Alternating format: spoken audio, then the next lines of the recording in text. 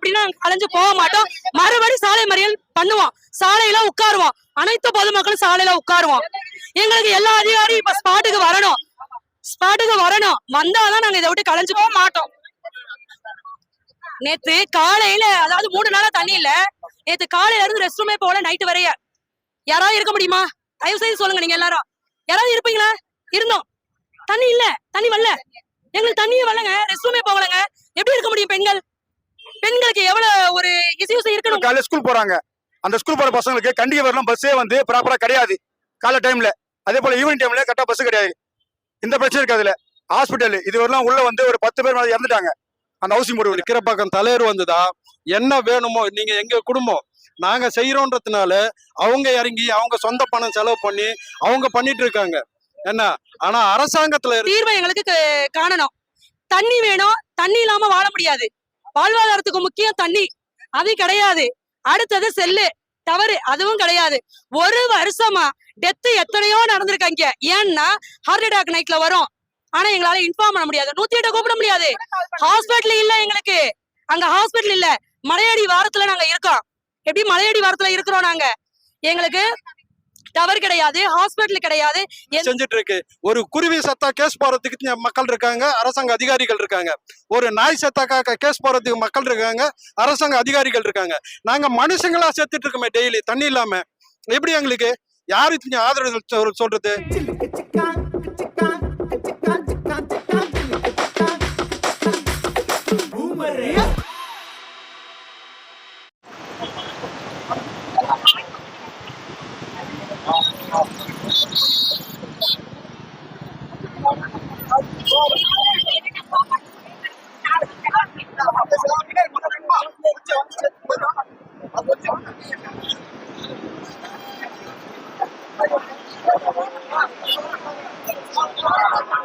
வணக்கம், என் பேர் மேகலதா. நாங்க கீரப்பாக்கம் இது ஹவுசிங் போர்ட்ல இருந்து வந்திருக்கோம். நாங்க வந்து எங்களுக்கு டவர் ஒரு வருஷமா இல்ல. நாங்க ஒரு வருஷமாச்சு குடி வந்து டவர் இல்ல, இன்னொன்னு தண்ணியும் இல்ல. இதுக்காக நாங்க வந்து கலெக்டர் ஆபீஸ் எல்லா ஆபீஸுக்கும் போய் மனு கொடுத்துருக்கோம். நாங்க அமைதியான முறையில போராடணும். எங்களுக்கு நியாயம் கிடைக்கல. இன்னைக்கு சாலை மறியல் பண்ணுவோம்னு சொல்லி வந்து சாலையை மறைச்சிருக்கோம். இதுக்கான அதிகாரிகள் எல்லாரும் இந்த இடத்துக்கு வரணும். வந்து இதுக்கான தீர்வை எங்களுக்கு காணணும். தண்ணி வேணும். தண்ணி இல்லாம வாழ முடியாது. வாழ்வாதாரத்துக்கு முக்கியம் தண்ணி. அது கிடையாது. அடுத்தது செல்லு டவரு, அதுவும் கிடையாது. ஒரு வருஷமா டெத்து எத்தனையோ நடந்திருக்காங்க. ஏன்னா ஹார்ட் அட்டாக் நைட்ல வரும். ஆனா எங்களால இன்ஃபார்ம் பண்ண முடியாது. 108 கூப்பிட முடியாது. ஹாஸ்பிட்டல் இல்ல எங்களுக்கு. அங்க ஹாஸ்பிட்டல் இல்ல. மலையடி வாரத்துல நாங்க இருக்கோம். எப்படி மலையடி வாரத்துல இருக்கிறோம் நாங்க? எங்களுக்கு டவர் கிடையாது, ஹாஸ்பிட்டல் கிடையாது. இருந்தாலும் இந்த இடத்த விட்டு கலைஞ்சு போவோம்.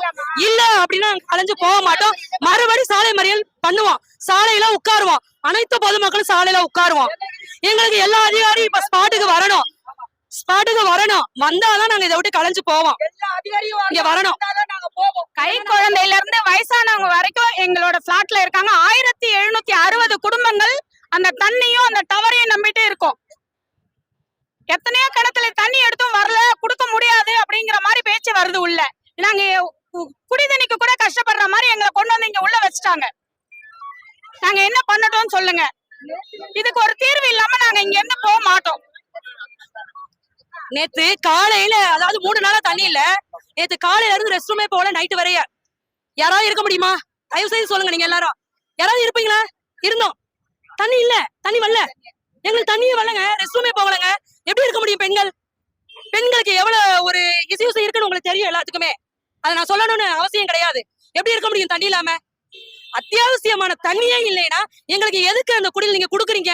வேண்டாம். அந்த வீடு டவர் ஒரு 4 பேத்துக்காக நீங்க டவரை நிப்பாட்டி வைக்கிறீங்கன்னா அந்த 4 பேத்த வச்சுக்கோங்க. மித்த எங்க எல்லாரையும் வெளியேற்றிருங்க. நாங்க எல்லாரும் அதை விட்டு வெளியேறிடுறோம். குடியிருப்பை விட்டு வெளியாகிறோம். தயவு செய்து எங்களுக்கு இதுக்கான நடவடிக்கை எடுங்க சார். நாங்க கீரப்பாக்கம் ஊராட்சி சார்ந்தவங்க. கீரப்பாக்கம் ஹவுசிங் போர்ட்ல இருந்து வந்திருக்கோம். எதுக்காக வந்திருக்கோம்னா எங்களுக்கு பல தரப்பட்ட பிரச்சனைகள் இருக்கிறாங்க. எங்களுக்கு என்ன பிரச்சனைனா, ஃபர்ஸ்ட் பிரச்சனை தண்ணி. ஒரு மனுஷனுக்கு தேவையான தண்ணீரை வந்து முழுசா வந்து இந்த கவர்மெண்ட் இப்ப எங்களுக்கு கொடுக்கல. எங்களுக்கு தண்ணி அங்க கொடுக்கறது எங்க ஊராட்சி மன்ற தலைவர் தான் கொஞ்சம் எங்களுக்கு கூட வந்து கொஞ்சம் உதவி பண்ணிட்டு இருக்காரு. இப்ப அந்த தண்ணி கிடைக்காம போகுது எங்களுக்கு. அப்ப இந்த நகர்ப்புற வாழிடம் என்ன போயிட்டு இருக்கு? தண்ணி சுத்தமா எங்களுக்கு இல்ல. எங்களுக்கு இது ஒரு பிரச்சனை. ரெண்டாவது, காலையில ஸ்கூல் போறாங்க. அந்த ஸ்கூல் போற பசங்களுக்கு கண்டிகை வரலாம் பஸ்ஸே வந்து ப்ராப்பரா கிடையாது காலை டைம்ல. அதே போல ஈவினிங் டைம்ல கரெக்டா பஸ் கிடையாது. இந்த பிரச்சனை இருக்கு. அதுல ஹாஸ்பிட்டல் இதுவரைலாம் உள்ள வந்து ஒரு 10 பேர் மேல இறந்துட்டாங்க அந்த ஹவுசிங் போர்டு உள்ள. எதனால இறந்தாங்கன்னா ஹார்ட் அட்டாக்ல டவர் இல்ல. ஃபர்ஸ்ட் விஷயம் இதுதான். டவர் இல்லாம யாருக்குமே ஆம்புலன்ஸ் இன்ஃபார்ம் பண்ண முடியல. எந்த ஒரு அடிப்படை தேவை இல்லாதனால தான் அந்த 10 பேர் இறந்தாங்களே. இது ஒரு முக்கியமான காரணம். இதுல ஹார்ட் அட்டாக் வந்து ஒரு 5 பேர் இறந்தாங்க. தயவு செஞ்சு எங்களுக்கு உள்ள இருக்க அடிப்படை தேவைகள் ஹாஸ்பிட்டல் கண்டிப்பா வேணும் எங்களுக்கு. இன்னைக்கு டவருக்கான அதிகாரிகளும் தண்ணி போறதுக்கு அதிகாரிகளும் நீங்க எங்க வந்தவங்க. அவங்க வந்தா மட்டும் தான் இந்த மக்களுக்கு இருந்து போவோம். இல்லைன்னா திரும்பவும் போய் ரோட்ல உட்காருவோம். இதான் அடுத்த நடவடிக்கை. தயவு செஞ்சு இத உங்க எல்லாருமே கருத்துல வச்சு அந்த அதிகாரிகள் வர சொல்லுங்க. நாங்க பேசிட்டு அதுக்கப்புறம் தீர்வு வந்தப்பறம் நாங்க இருந்து போறோம். நன்றி. எங்களுக்கு அரசாங்கத்து மேலேயோ அரசாங்க அதிகாரிகள் மேலேயோ எங்களுக்கு கோபம் இல்லை. நாங்க ஏன் இது ரோட்ல உக்காந்தோம்னா, போன ஜூன் மாசத்துல இருந்து இந்த ஜூன் மாசம் வரலும் நாங்க போராடிட்டு இருக்கோம். எல்லா இடத்துலயும் மனு கொடுத்தாச்சு. கதவு தட்டாத கதவு எதுவுமே கிடையாது. நாங்க எல்லா இடத்துலயும் மனு கொடுத்தோம். எங்களுக்கான தேவைகள் எதுவும் செய்யல. அதனாலதான் நாங்க இன்னைக்கு ஜிஎஸ் ரோட்ல உட்கார வேண்டிய நிலைமைக்கு தள்ளப்பட்டாங்க. என்ன இதே வந்து இந்த கஷ்டத்துல நாங்க அங்க அனுபவிச்சுட்டு இருக்கும் போது எங்களுக்கு ஊர் தலைவர் கீரப்பாக்கம் தலைவர் வந்துதா என்ன வேணுமோ நீங்க எங்க குடும்பம் நாங்க செய்யறோன்றதுனால அவங்க இறங்கி அவங்க சொந்த பணம் செலவு பண்ணி அவங்க பண்ணிட்டு இருக்காங்க.